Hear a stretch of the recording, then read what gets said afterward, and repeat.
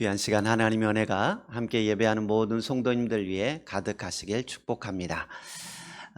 우리는 대림절 기간을 보내고 있습니다. 대림절은 기다림의 절기입니다. 오실 주님을 기다리며 우리의 삶을 돌아보고 어둠 속에서도 빛을 바라보는 시간입니다. 그런데 솔직히 말하면 주님을 기다리는 그 자리가 늘 따뜻한 예배당은 아닐 수 있습니다. 많은 성도들이 지금 광야 같은 시간을 보내고 있습니다. 우리나라에서는 광야를 볼 수 없지만 이스라엘 주변에는 메마르고 사람이 살기 힘든 광야가 있습니다. 시내 광야, 바란 광야, 유대 광야들이 대표적인 광야입니다. 광야는 물과 먹을 것이 부족하고 위험한 곳입니다. 그래서 광야는 연약함과 생존의 한계가 드러나는 장소입니다. 우리 말로 비유한다면 주변에 아무것도 없어 나 혼자 남겨진 것 같은 상황, 물질적으로 부족하고 늘 결핍이 있는 상태를 말합니다. 외롭고 쓸쓸하고 고독한 시간들일 수 있습니다. 나 혼자 힘으로 살아가기 버거운 시간들이기도 합니다. 퇴사 후에 공백기나 노력해도 결과가 안 나오거나 주변 사람들은 저 멀리 가는 것 같은데 나 혼자만 멈춰 있는 것 같은 그런 순간, 기도해도 응답이 없고 열심히 살았다고 생각했는데 어느 순간 돌아보니 삶이 바짝 메말라져 있는 것 같은 느낌을 가질 때가 있습니다. 신앙은 붙들고 있지만 마음은 지쳐가는 분들이 계실 것입니다. 우리는 이 광야와 같은 시간을 보낼 때 다음과 같이 기도합니다. 하나님, 언제까지 광야에 있어야 합니까? 하나님, 언제나 이 광야에서 벗어날 수 있습니까? 정말 하나님이 나와 함께 하시고 계신 게 맞습니까? 오늘 이사야 35장은 인생의 광야를 만나 지쳐있는 사람들에게 주시는 하나님의 말씀입니다. 소망은 비옥한 동산에서 피어나는 것이 아니라 황량한 광야에서 피어납니다. 하나님은 광야 한가운데서 소망의 꽃을 피우시는 분이십니다. 그렇다면 왜 꼭 광야일까요? 이사야 35장은 심판 예언 이후에 주시는 회복의 말씀입니다. 이사야 선지자는 이스라엘 백성들의 상황을 보면서 하나님의 심판을 예언하였습니다. 하나님을 섬기지 않고 우상을 섬기는 백성들을 보면서 하나님의 심판이 있을 것을 예언하였습니다. 이스라엘은 지금 정치적으로 어수선한 상황이고 사회 정의는 무너져서 죄악과 악독이 가득하였습니다. 곳곳에 우상 숭배와 불의와 불법이 가득합니다. 이사야 선지자는 유다 사회가 멸망할 것이고 백성들이 포로로 끌려갈 것을 이미 예언한 상태였습니다. 그들의 현실을 한마디로 말하면 아무것도 없는 황량한 광야였습니다. 그런데 하나님께서는 그들에게 말씀을 주십니다. 1절에 보니까 광야와 메마른 땅이 기뻐하며 사막이 백합화같이 피워 즐거워할 것이다 라고 말씀합니다. 상식적으로는 이해가 되지 않습니다. 광야는 꽃이 피우는 곳이 아닙니다. 식물이 자랄 수 있는 곳이 아닙니다. 자라던 식물도 죽는 곳입니다. 사막은 노래하는 곳이 아니라 적막한 곳입니다. 기쁨이 있는 곳이 아닙니다. 탄식하는 곳입니다. 즐거워하는 곳이 아니라 고통의 자리입니다. 그래서 우리는 이 광야에서 빨리 벗어나게 해달라고 간구합니다. 빨리 광야의 기간이 지났으면 좋겠다고 생각합니다. 그런데 하나님께서는 놀라운 말씀을 주십니다. 내가 개입하면 광야도 변한다라는 것입니다. 우리는 광야를 벗어나게 해달라고 기도하는데 하나님께서는 광야 자체를 아름다운 동산으로 바꾸시겠다고 말씀하십니다. 오늘 본문 1절과 2절을 같이 한번 볼게요. 1절, 2절 같이 봅니다. 광야와 메마른 땅이 기뻐하며 사막이 백합화같이 피어 즐거워하며 무성하게 피어 기쁜 노래로 즐거워하며 레바논의 영광과 갈멜과 샤론의 아름다움을 얻을 것이라. 그것들이 여호와의 영광 곧 우리 하나님의 아름다움을 보리로다. 아멘. 본문에 보면 반복되는 단어가 있습니다. 기뻐하며 즐거워하며, 기쁜 노래로 즐거워하며 라고 말합니다. 크게 기뻐하고 즐거워하며 노래하게 될 거다라고 말씀합니다. 하나님은 광야를 없애지 않으셨습니다. 광야를 벗어나게 하지도 않으셨습니다.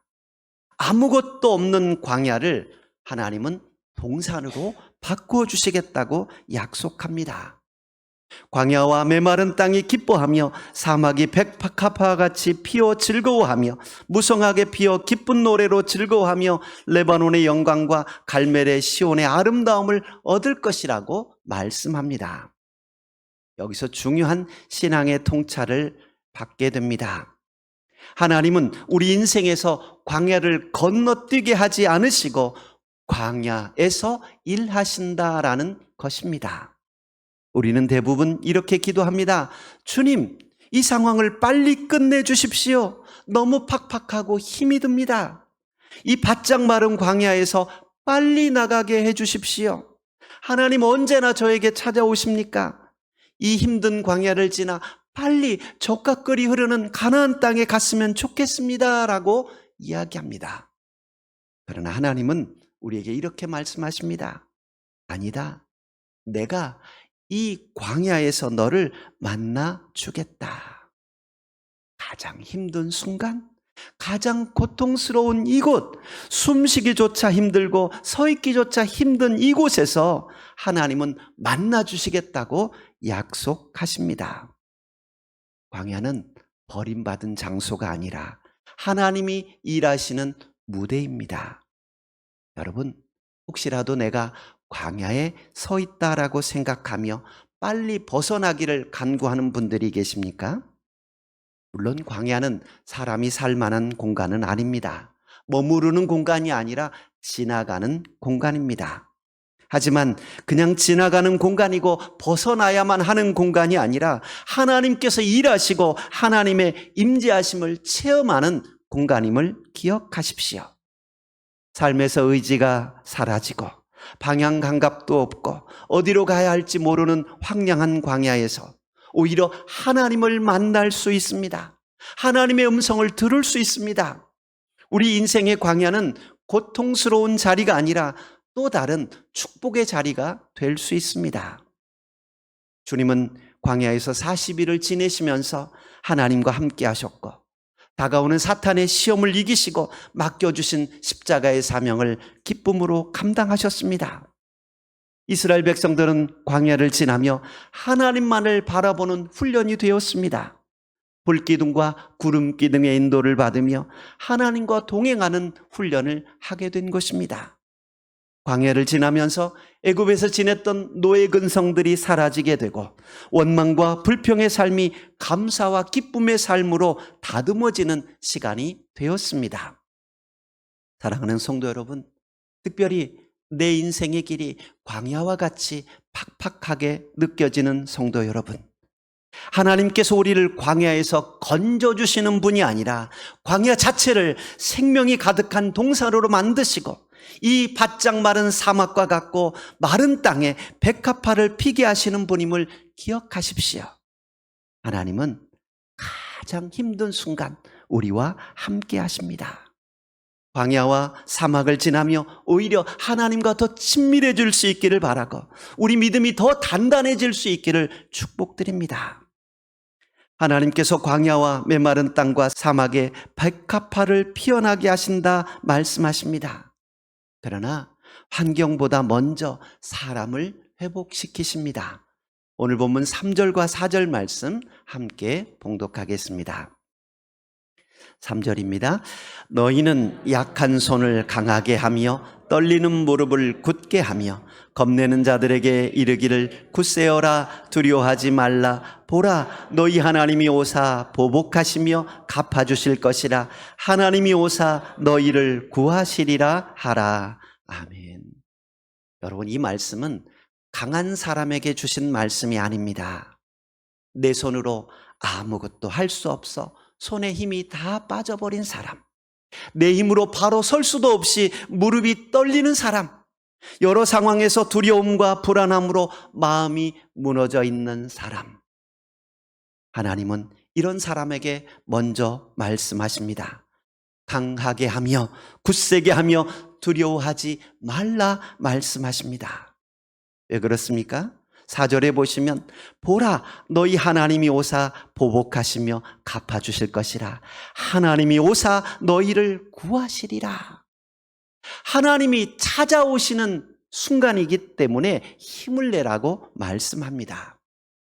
대림절의 핵심은 이것입니다. 우리가 하나님께 가까이 나아가는 게 아니라 하나님이 우리에게 찾아오신다라는 겁니다.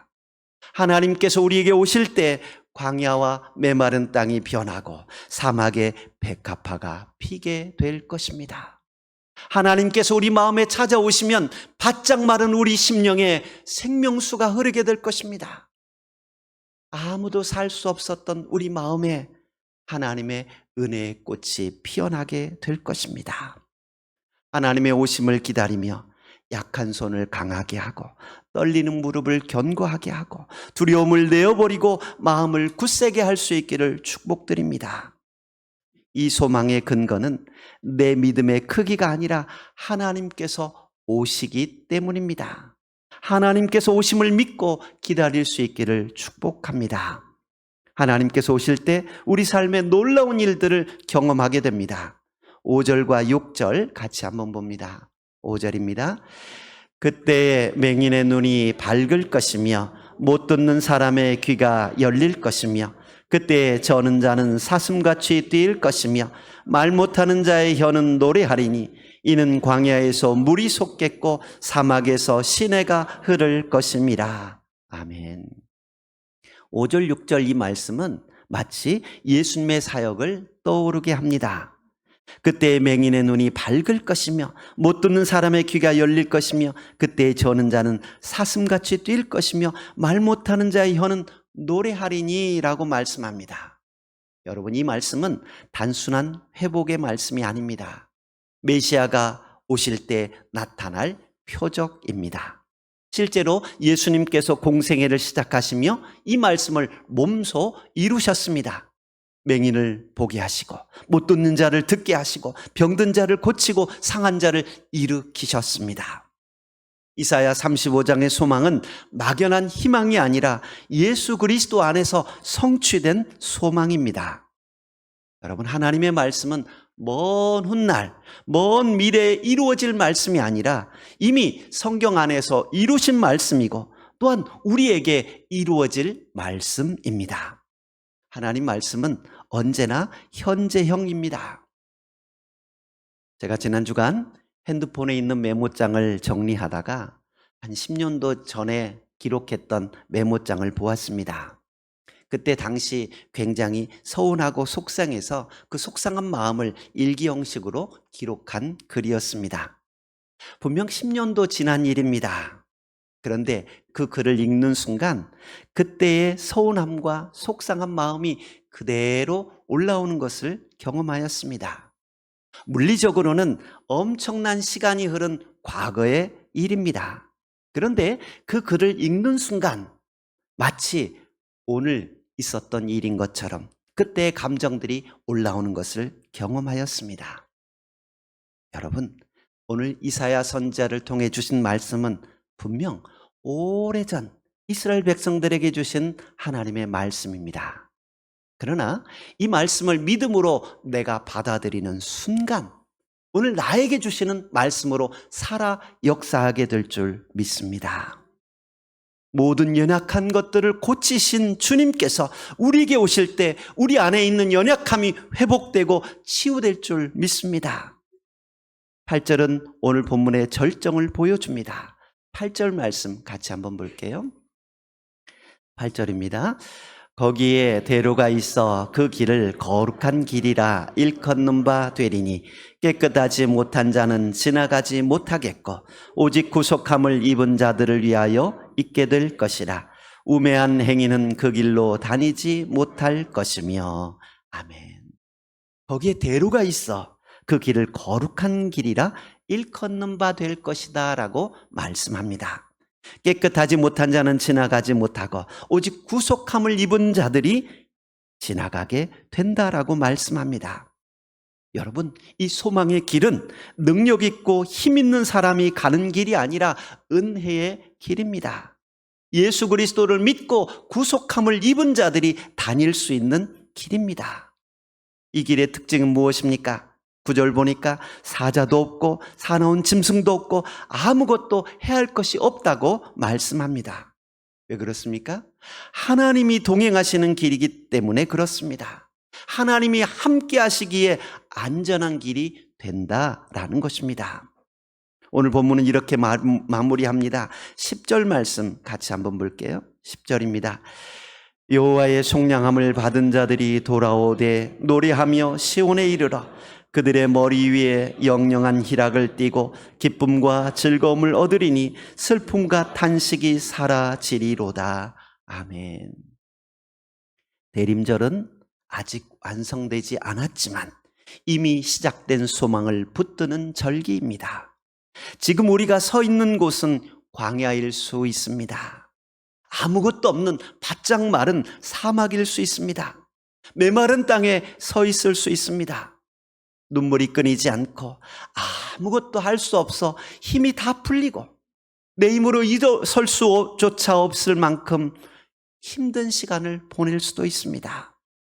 두려움과 불안함으로 마음이 약해져 있을 수 있습니다. 그러나 하나님은 분명히 말씀하십니다. 3절에 보니까 너희는 약한 손을 강하게 하며 떨리는 무릎을 굳게 하며 겁내는 자들에게 이르기를 굳세어라 두려워하지 말라 보라 너희 하나님이 오사 보복하시며 갚아주실 것이라. 다 같이 하나님이 오사 너희를 구하시리라 하라. 하나님께서 광야 같은 삶을 살고 있는 우리의 삶의 현장에 찾아오십니다. 주님께서 오셔서 구원해 주실 것이기에 힘을 내라고 말씀합니다.